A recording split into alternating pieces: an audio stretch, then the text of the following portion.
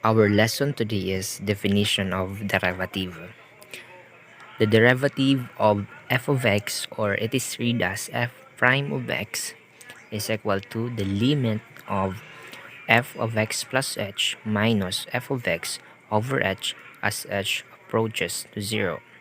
By solving the limit of this, we are able to find the derivative of the function.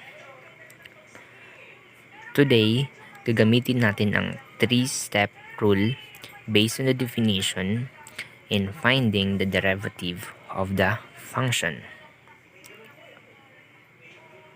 Step 1. Perform f of x plus h minus f of x. Step 2. Divide the result in step 1 by h. So kung anong sagot natin sa step 1, i-divide lang natin sa h. So step 3. Find the limit. The limit of the step 2. It is f of x plus h minus f of x over h as h approaches to 0. By solving the limit of this, we are able to find the derivative of the function, denoted as f prime of x.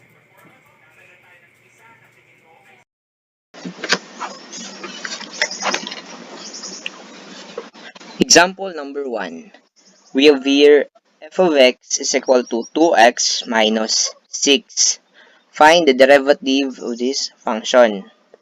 So step 1, perform f of x plus h minus f of x.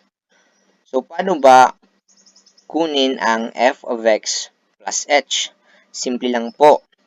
Tingnan lang natin ang original function. Ito ay 2x minus 6. Ang gagawin natin ay palitan natin lahat ng x ng x plus h. Sa example na ito, meron tayong isang x. Ito ay nasa 2x. So, palitan ang x ng x plus h. So, it becomes the product of 2 and x plus h minus 6.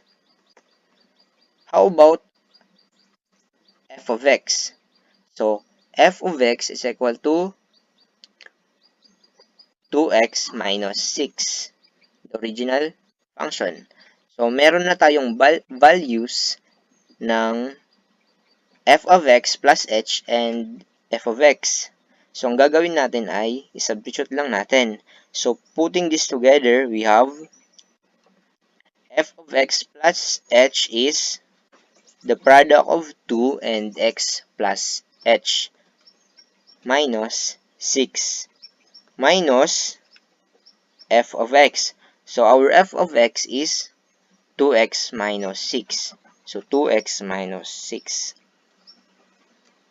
Simplify, we have 2 times x is 2x, 2 times h is 2h, minus 6.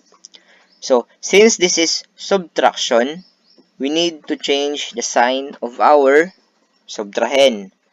So, this is 2x magiging negative 2x. Ito ay negative 6 magiging positive 6. Again, change the sign of the subtrahen. 2x will become negative 2x. Negative 6 will become positive 6. 2x and negative 2x will cancel. Negative 6 and positive 6 will cancel. What left is 2h. So the answer in step 1 is just 2h. Step 2. Divide the result in step 1 by h. So we have here the quotient of f of x plus h minus f of x over, the quotient of f of x plus h minus f of x and h. So, ang ating numerator ay equal to 2h. So, tingnan natin sa step 1. So, this is our numerator and this is equal to 2h. So, palitan natin ito ng 2h. And our denominator is h. cancel h, or 2h divided by h is 2. So the answer in step 2 is 2. Step 3. Find the limit. So find the limit of this. So we have here the limit of f of x plus h minus f of x over h. We have the value for this quotient. This is, tingnan natin sa step 2, this is 2. So the answer for this is 2. So palitan natin ito ng 2. Ito ay magiging the limit of 2 as h approaches to 0. The limit of a constant function is equal to the constant. So the limit of 2 as h approaches to 0 is 2. Therefore, the derivative of 2x minus 6 is 2. So ito ang symbol ng derivative. F prime of x is equal to 2. F of x is equal to x squared minus 7x minus 8.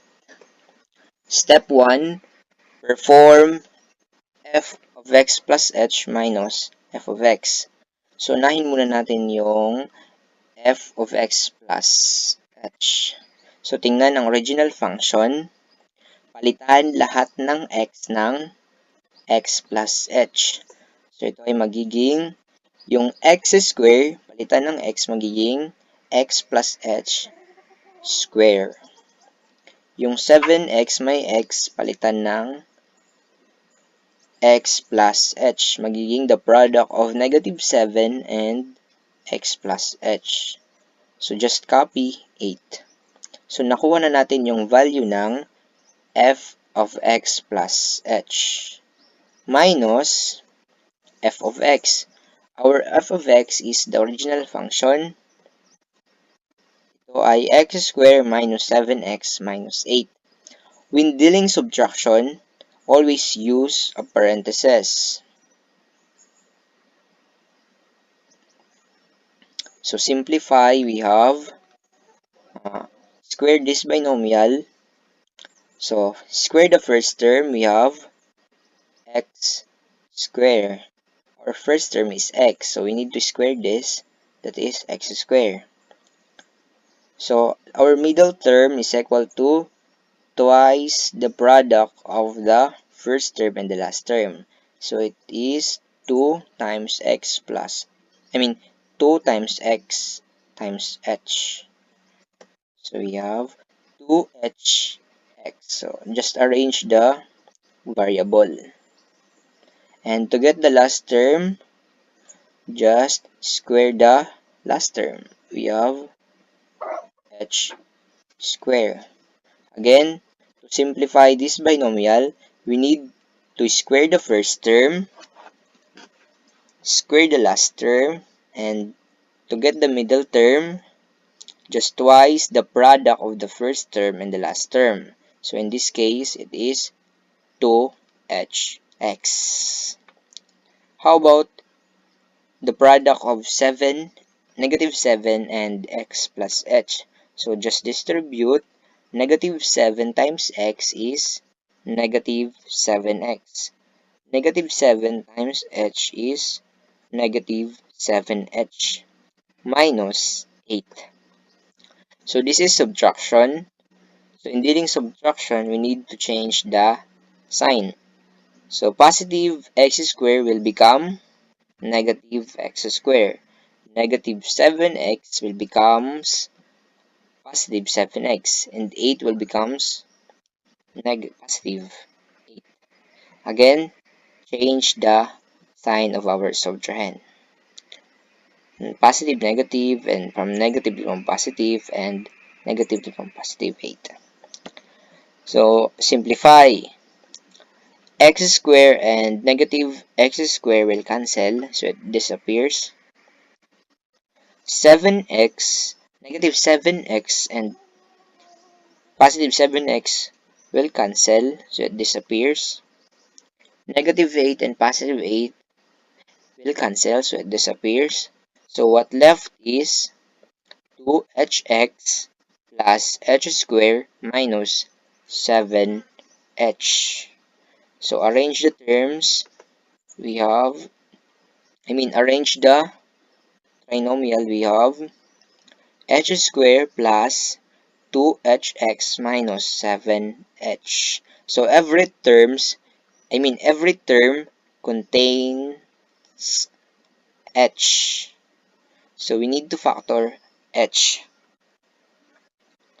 So h is our greatest common monomial factor. So divide h squared plus 2hx minus 7h by h. So h squared divided by h is h. 2hx divided by h is just 2x, and 7h, negative 7h divided by h is negative 7.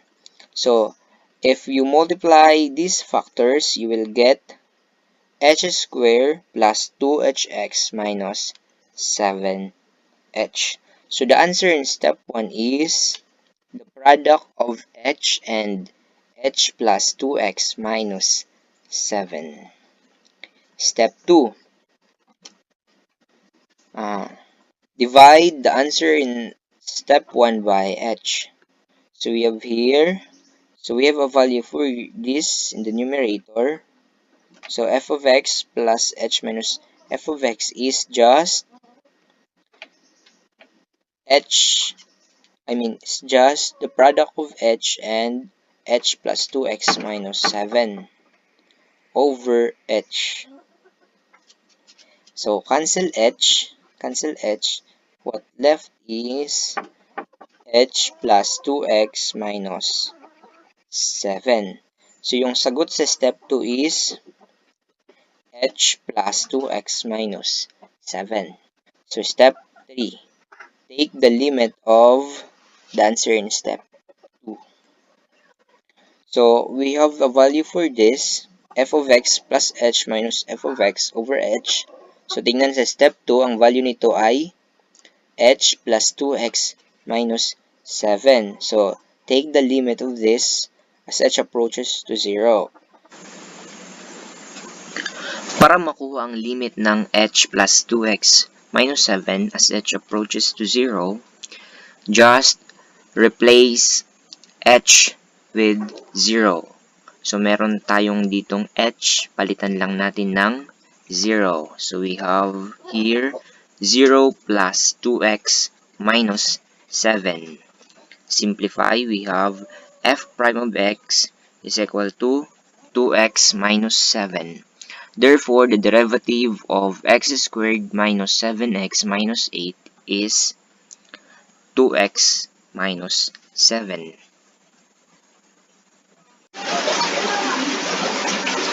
Example number 3. We have here f of x is equal to 4x squared. So perform f of x plus h minus f of x. So para makuha ang f of x plus h, tingnan ang original function, 4x squared.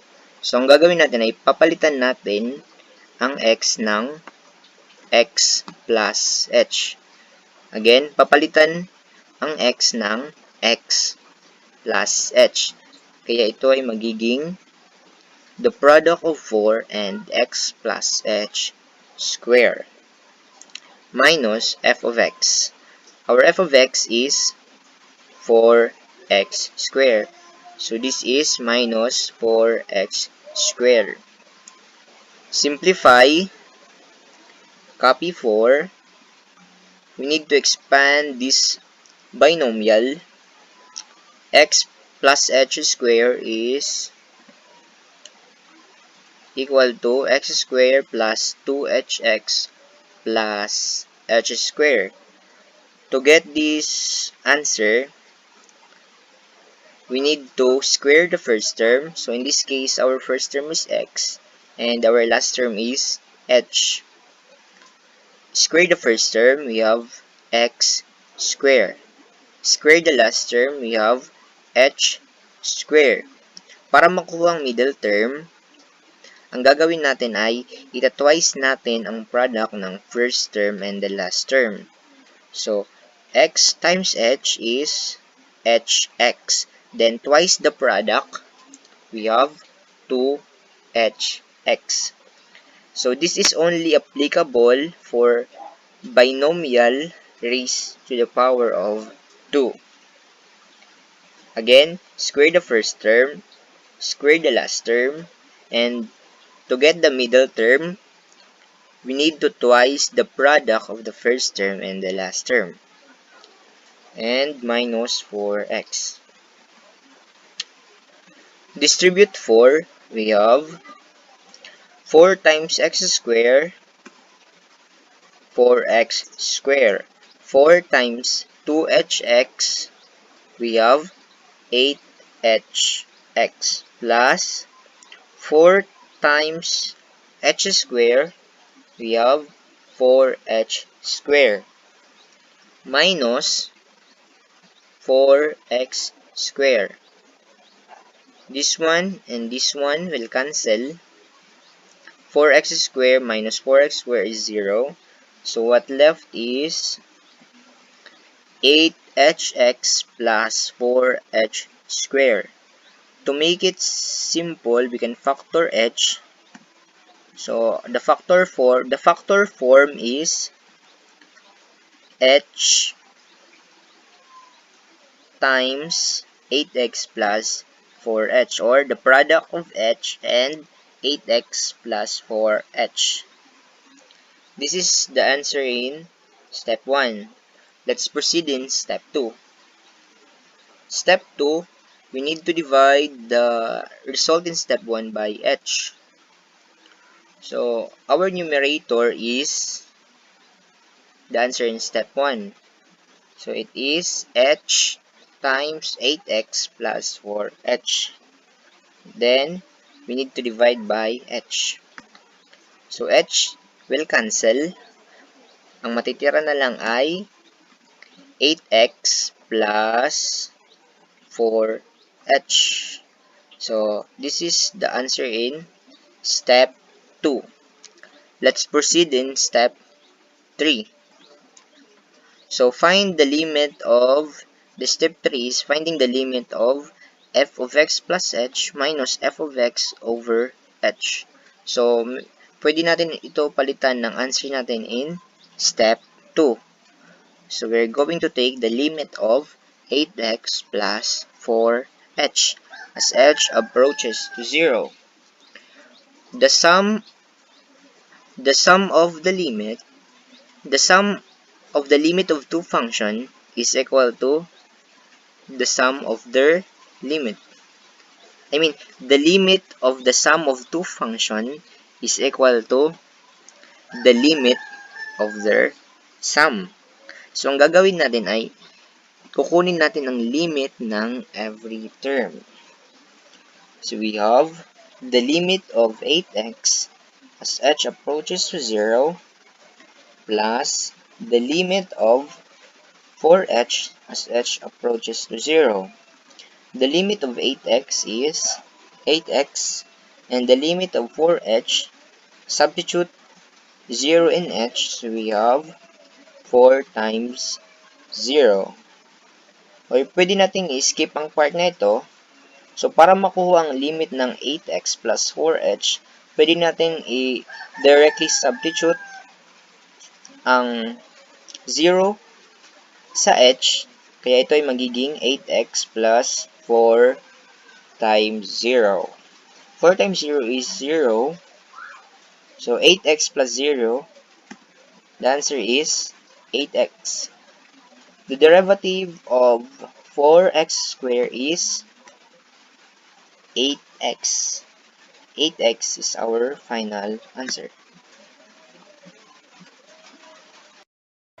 Example number 4. F of x is equal to 2 over x. So, step 1.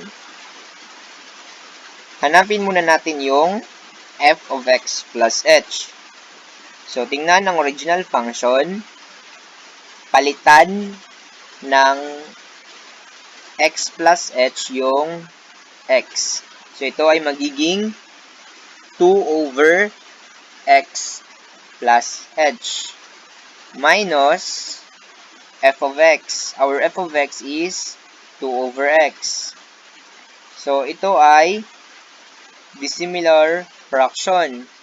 So, para madali tayong maka-minus, kailangan gawin itong similar fraction. Pag sinabi natin similar fraction, pareho ang kanilang denominator.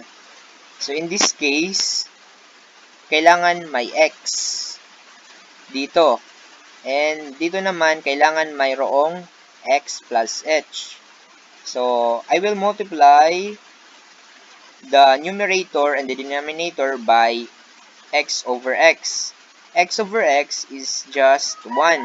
So, it will never change the value of our function.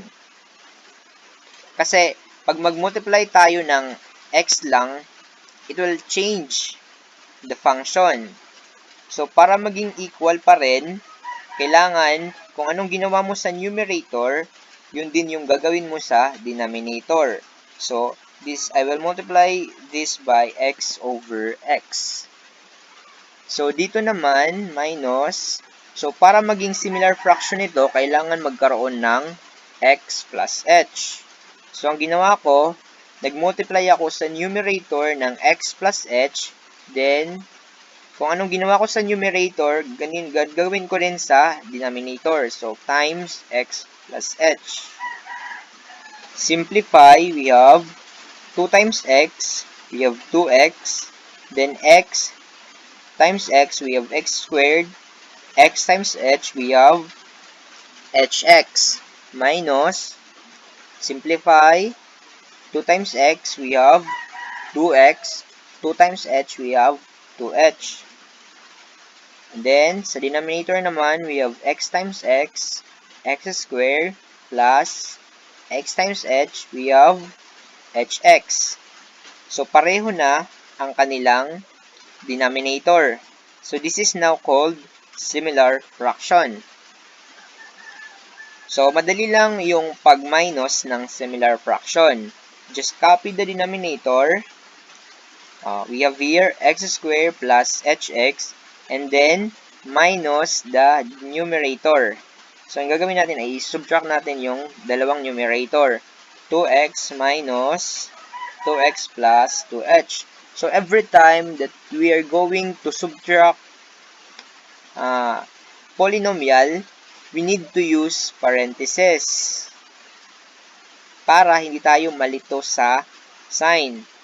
The rule of subtraction says that we need to change the sign of the subtrahend. So, this is 2x plus 2h. So, the next step is change the sign of the subtrahend. So, copy 2x, 2x. So, from 2x, it will become negative 2x. And from positive 2h, it will become 2h over x squared plus hx. Simplify, we have 2x minus 2x is 0. So, what left is negative 2h over x squared plus hx. So, this is our answer in step 1. Step 2. So, our step 2 is divide the result in step 1 by h. So, our numerator is the result in step 1. We have here 2h over, negative 2h over x squared plus hx. So, this is our numerator, which can be found in step 1. And we need to divide this by h. So, over h. So, we need to simplify this complex fraction. So, para mas-simplify ito, ang gagawin natin ay i-multiply natin yung numerator at denominator sa 1 over h para makancel yung h. So, we have here 1 over h times 1 over h over 1 over h. Kasi, kung anong ginawa natin sa numerator, sa denominator, yun din yung gagawin natin sa numerator. Para balance at equal pa rin yung function. So, cancel h and cancel h. So, pag i-cancel natin yung h, so yung matitira na lang ay 2, negative 2 over x squared plus hx. Kasi na-cancel na. Cancel din dito. So, ito na lang yung matitira. So, yung answer natin sa step 2 ay negative 2 over x squared plus hx. Step 3. Find the limit of the answer in step 2. So, the limit of negative 2 over x squared plus hx as h approaches to 0. So, para makuha ang limit, just substitute 0 in h. So, we have here negative 2 over x squared plus 0 times x. 0 times x is 0. So, our final answer is negative 2 over x. Therefore, the derivative of 2 over x is negative 2 over x squared. This is our final answer. Example number 5. We have here f of x is equal to 1 over x. So, halos pareho lang ito sa example number 4. Ang pinagkaiba lang ay we are going to take the derivative of a negative function. Step 1, perform f of x plus h minus f of x. So, hanapin muna natin yung f of x plus h. So, tingnan ang original function. We have here negative 1 over x. So, tanggalin ng x, palitan ng x plus h. So, ito ay magiging negative 1 over x plus h minus f of x, which is equal to negative 1 over x. So, this is the similar fraction. So, we need to change it into similar fractions. So, kailangan magkaroon ng x dito sa denominator, and dito naman kailangan magkaroon ng x plus h. So, I will multiply the top and the bottom by x para equal pa rin. So, times x over x. So, dito naman, so we need to change, this is subtraction. So, we need to change the sign of our subtrahend. So from negative 1 over x, it will become positive 1 over x. And multiply by x plus h over x plus h para maging similar fraction. Simplify, we have x times negative 1, we have negative x. Then distribute x in x plus h, we have x squared plus hx plus distribute. So, this is 1. So, the answer is just 1 plus x. And distribute x, we have x squared plus hx.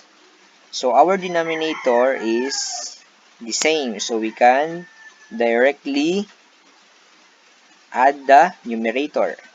So, copy the denominator, x squared plus hx, and then negative x plus x plus h, right? We can cancel negative x and x because negative x plus x is just 0.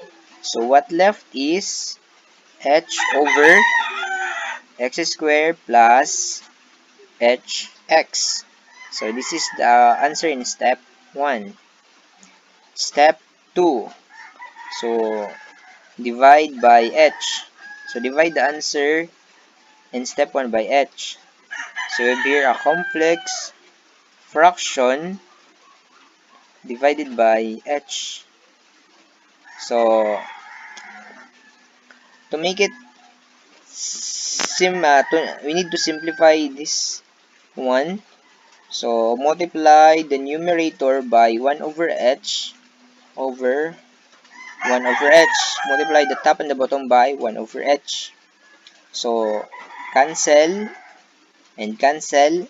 What left is 1 over x squared plus hx. So this is the answer in step 2. Step 3, take the limit of the answer in step 1. So the limit of 1 over x squared plus hx. So just substitute 0 in h. So we have 1 over x squared plus 0 times x. 0 times x is just 0. So our final answer is 1 over x squared.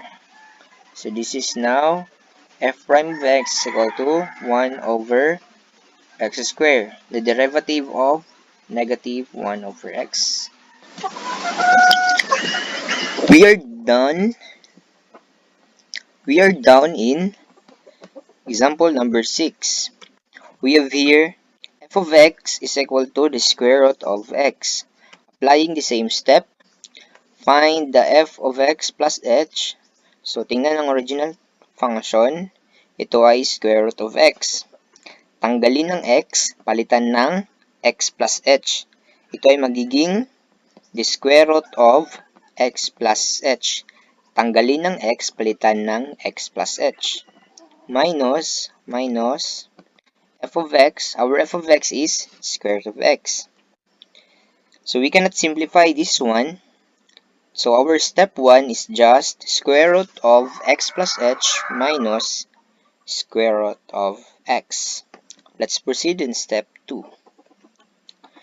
Step 2 is divide the result in step 1 by h. So our numerator here can be found in step 1.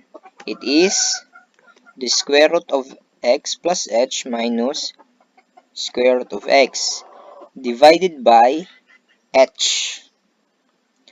So if we take the limit directly, if we take the limit of this, substitute 0, 0, so we will have undefined. So kailangan hindi magkaroon ng undefined sa limit. So ang gagawin natin ay kailangan i-simplify muna ang square root of x plus h minus square root of x over h. Ang gagawin natin ay i-multiply natin ito sa kaniyang conjugate. So madali lang kunin ang conjugate. Just copy the term. So this is x square root of x plus h, copy square root of x plus h, then copy square root of x, copy square root of x. This is negative, so magiging positive. This one is the conjugate. Parang kabaliktaran lang. From negative, it become positive. And then, kung anong ginawa natin sa numerator, gawin din natin sa denominator para maging balance. Multiply the numerator and the denominator by the conjugate, which is the square root of x plus h plus the square root of x. Madali lang i-multiply ang expression na ito. Take note, this is the difference of two square. So, i-multiply lang natin ang first term, which is the square root of x plus h. Multiply to, then multiply the last term, which is square root of x. Then, the sign is always, yes, negative or subtraction. So, let's multiply. Square root of x plus h times square root of x plus h. The answer is x plus h. The square root sign will cancel. Square root of x times square root of x. The answer is square root of x. Mawawala ang square root symbol. How about the sign? The sign is always negative. This is always subtraction. How about our denominator? So the denominator, Example number 6. f of x is equal to the square root of x.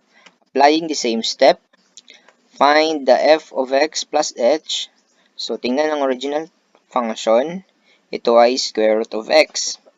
Tanggalin ng x, palitan ng x plus h. Ito ay magiging the square root of x plus h. Tanggalin ng x, palitan ng x plus h. Minus f of x. Our f of x is square root of x. So we cannot simplify this one. So our step 1 is just square root of x plus h minus square root of x. Let's proceed in step 2. Step 2 is divide the result in step 1 by h. So our numerator here can be found in step 1. It is the square root of x plus h minus square root of x divided by h. So if we take the limit directly, if we take the limit of this, substitute 0, 0, so we will have undefined.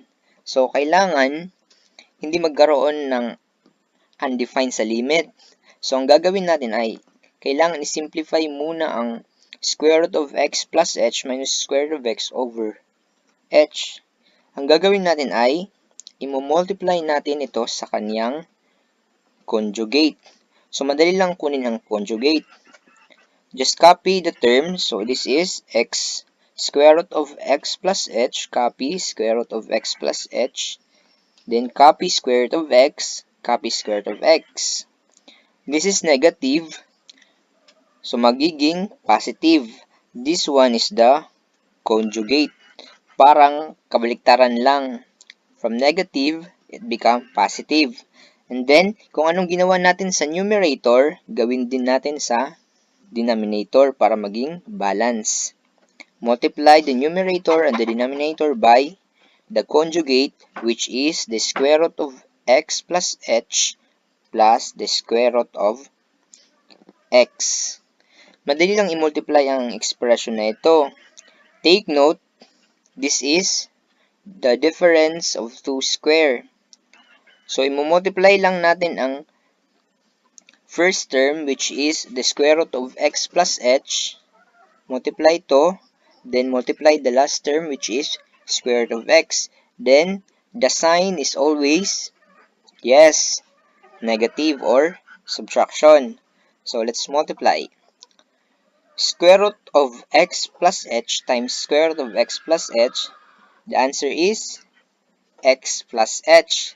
The square root sign will cancel. Square root of x times square root of x. The answer is square root of x. Mawawala ang square root symbol. How about the sign? The sign is always negative. This is always subtraction. How about our denominator? So, h times square root of x plus h plus the square root of x is, so I will just copy it like this. The product of h and square root of x plus h plus square root of x. Next step. Okay, we have here x plus h minus x. Tinanggal lang yung parentheses. And then copy the denominator. Then, simplify. X minus x is 0. So, what left is h. Copy the denominator, which is the product of h and square root of x plus h plus square root of x. So, cancel h, cancel h. So, the simplified answer in step 2 is 1 over the square root of x plus h plus the square root of x. This is now the final answer in step 2, the simplified version of this one. Let's proceed in step 3. So now, we are going to take the limit of the answer in step 2. So let's replace this by our answer in step 2. So we have the limit of 1 over the square root of x plus h plus the square root of x as h approaches to 0. Para makuha ang limit, just substitute 0 in h. So we have here 1 over x plus 0 kasi h ito plus the square root of x. Simplify, we have 1. So x plus 0 is still x. So square root of x plus square root of x. So our final answer is f prime of x is equal to square root of x plus the square root of x is 2 square root of x. So our answer is 1 over 2 square root of x. This is the derivative of square root of x.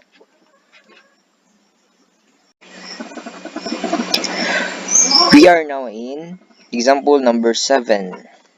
We have here f of x is equal to the square root of 1 minus 3x.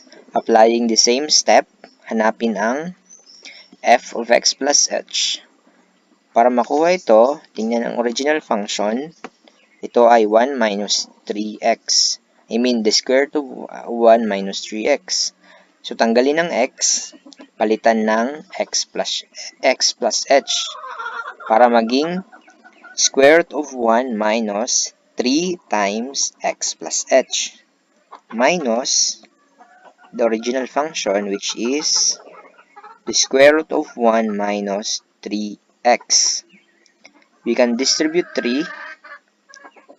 We have here simplified form, the square root of 1, negative 3 times x, negative 3x, negative 3 times h, we have negative 3h, minus the square root of 1 minus 3x. So this is the answer in step 1. Step 2. Let's divide the answer in step 1 by h. So just copy here, this is our numerator, and then divided by h. Let's multiply the top and the bottom by its conjugate. Okay, the conjugate of this, copy the terms, copy the first term, then copy the last term. So this is negative, the conjugate is positive. So whatever we do in the numerator, gawin din natin sa denominator para equal pa rin. Then, multiply the first term, multiply the last term, and the sign is always minus. So we have here, pag i-multiply natin ito, pati ito, mawawalang square root. So ang sagot ay 1 minus 3x minus 3h. So ito naman, mawawala ang square root, magiging 1 minus 3x. Always remember that the sign is always subtraction over the product of h and this one. Just copy. So simplify, we have here, copy 1 minus 3x minus 3h, then the sign will change. So from positive, it will become negative. From negative, it will become positive. Copy the common denominator. And then we have here 1 and negative 1 will cancel. Negative 3x and positive 3 will cancel. So what left is negative 3h over the denominator. Just copy the denominator. And then we can cancel h. What left is negative 3 and this one. Square root of 1 minus 3x minus 3h plus square root of 1 minus 3x. So we can find the limit of this one. Let's proceed in step 3. So, find the limit of the answer in step 2. So, palitan ito ng sagot natin sa step 2. So, we have here the limit of negative 3 over the square root of 1 minus 3x minus 3h plus the square root of 1 minus 3x. Para makuha ang limit, just substitute 0 in h. So, ito. Magiging negative 3 over the square root of 1 minus 3x minus 3 times 0 plus square root of 1 minus 3x.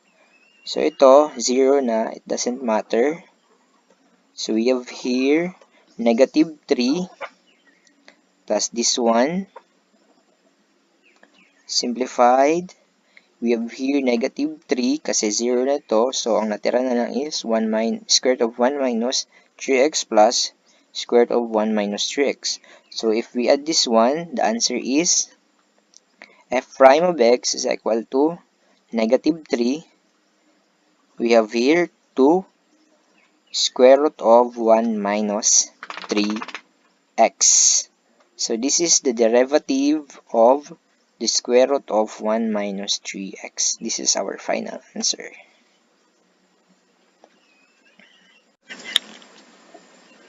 This is our last example, number 8. We have here f of x is equal to x minus 1 over x plus 2. Applying the same rule, hanapin ang f of x plus h. Para makuha ito, tingnan ang original function, palitan lahat ng x ng x plus h. So ito magiging x plus h minus 1. Sa denominator may x, palitan ng x plus h, magiging x plus h plus 2.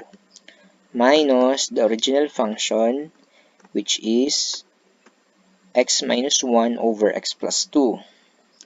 Simplify this one, tanggalin ng parentheses, magiging x plus h minus 1 over x plus h plus 2 minus x minus 1 over x plus 2.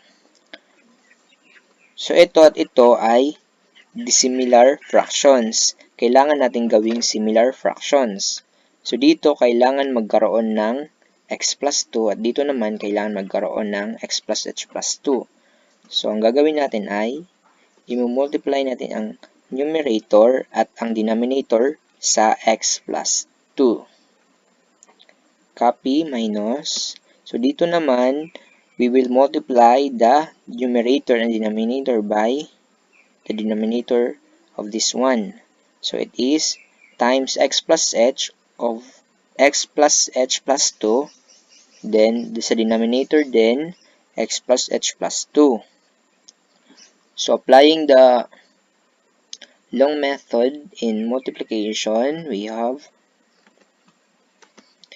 the answer x squared plus hx plus h plus x plus 2h minus 2 over, so just copy the denominator, so it is x plus 2 times x plus h plus 2.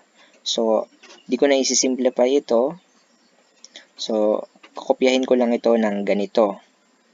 The product of x plus 2 and this one minus, multiply this one, so we have the answer x squared plus hx plus x minus h plus 2 over the denominators. So, this one.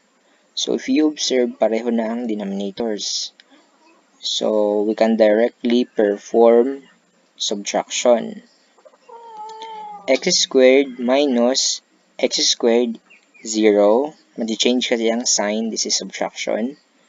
Then, hx minus hx, that is 0. Then, x minus x, 0. 2h minus negative h. So, change the sign will become positive. 2h plus h na. Magiging 3h. Negative 2 minus negative 2. So, this will become positive. So, it's 0. So, if you subtract the numerators, the answer is 3h and copy the common denominator. X plus 2 times x plus h plus 2. So, this is now our answer in step 1. Let's proceed in step 2. Step 2, divide the answer in step 1 by h. So, our our numerator is this one. So, we have here 3h over x plus 2 times x plus h plus 2 divided by h. Okay? So, we have here a complex fraction. So, madali kung i-multiply natin ang numerator at ang denominator by 1 over h para makancel ang h sa denominator. Tama? So, multiply the top and the bottom by 1 over h. So, multiply 1 over h, so cancel h, cancel h. And sa denominator naman, 1 over h times h, that is 1.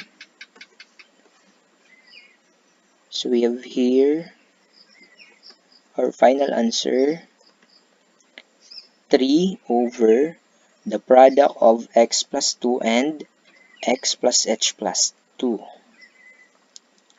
Step 3. Find the limit of the answer in step 2. So, just replace lang ito ng sa step 2. We have here the limit of 3 over x plus 2 times x plus h plus 2 as h approaches to 0. Para makuha ang limit, palitan lahat ng h ng 0. So, here, substitute 0. So, 3 over x plus 2 times x plus 0 plus 2. So, this is just x plus 2. Okay, 3 over x plus 2 times x plus 2. So, the final answer is f prime of x is equal to 3 over x plus 2 squared. So, this is now the derivative of x minus 1 over x plus 2.